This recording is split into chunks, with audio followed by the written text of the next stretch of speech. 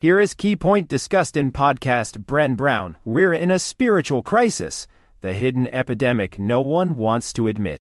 For Brené, growing up in a family where vulnerability was seen as weakness and only certain emotions were allowed, it's no wonder she developed a sense of hypervigilance and a need to protect herself and others. What's really interesting is how this upbringing can influence our relationships and our model of love. For Brené, it meant that she had to relearn what love meant and how to be vulnerable with her partner. And for me, it's clear that our experiences can shape our expectations of what love should be, often in ways that aren't healthy or sustainable. Another key takeaway for me is the concept of power and how it's used to control and manipulate others. Brené talks about the 4 types of power: power over, power with, power to, and power within, and how power over is often used to exploit and dominate others.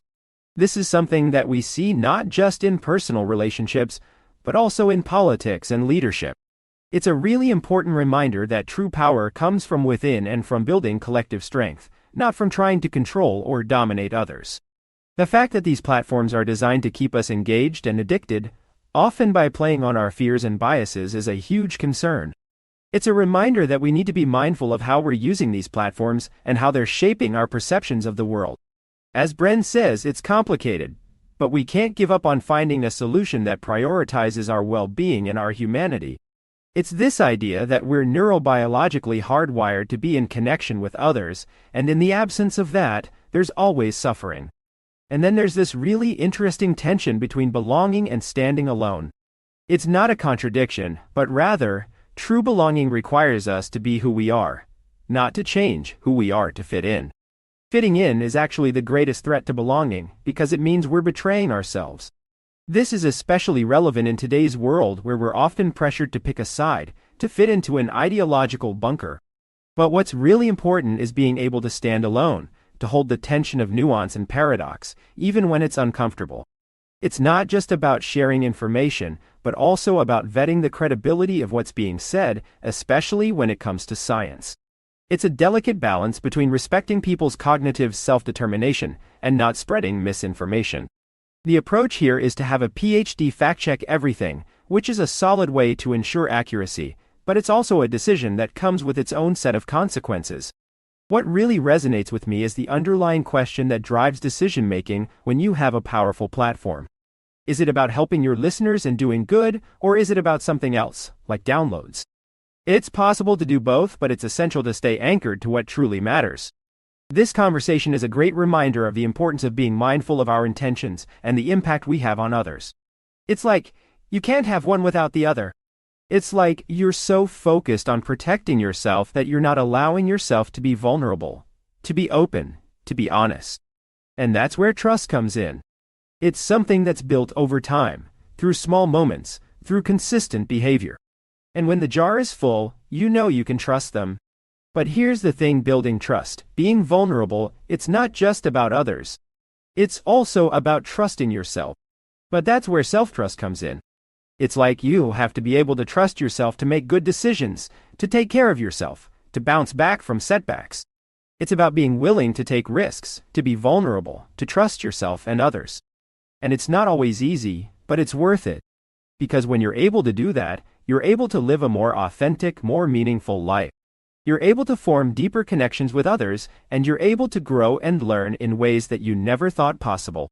So let's dive into the heart of what makes trust truly work in relationships, whether personal or professional. It's not about grand gestures or declarations, it's about the accumulation of small, consistent actions. Think of it like a marble jar. Each time you follow through on a commitment, show empathy, or demonstrate transparency, you're adding a marble.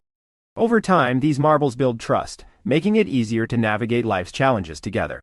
The concept of trust being built slowly over time is beautifully encapsulated in the idea of the marble jar.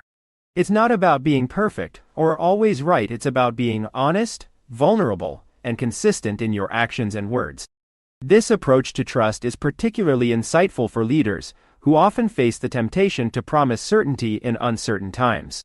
However, true leadership lies in acknowledging the unknown, being transparent about changes in priorities, and expressing gratitude for the efforts of others, even when those efforts don't yield the desired outcomes. In the context of personal relationships, the importance of communication and vulnerability cannot be overstated.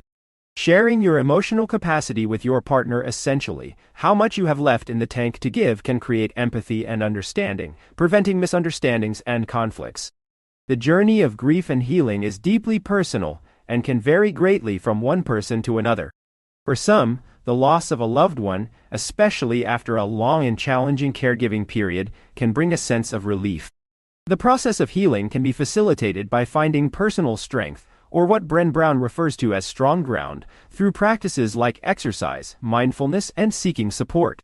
Lastly, the essence of personal growth and leadership can be distilled into a simple yet profound question: what are you optimizing for right now? Is it strength, longevity, or perhaps the wisdom of the human spirit? This question encourages a reflection on our priorities, inviting us to align our daily actions with our deepest aspirations, whether mentally, physically, spiritually, or emotionally. It's a reminder that our journey, much like the concept of trust, is built one small, intentional step at a time.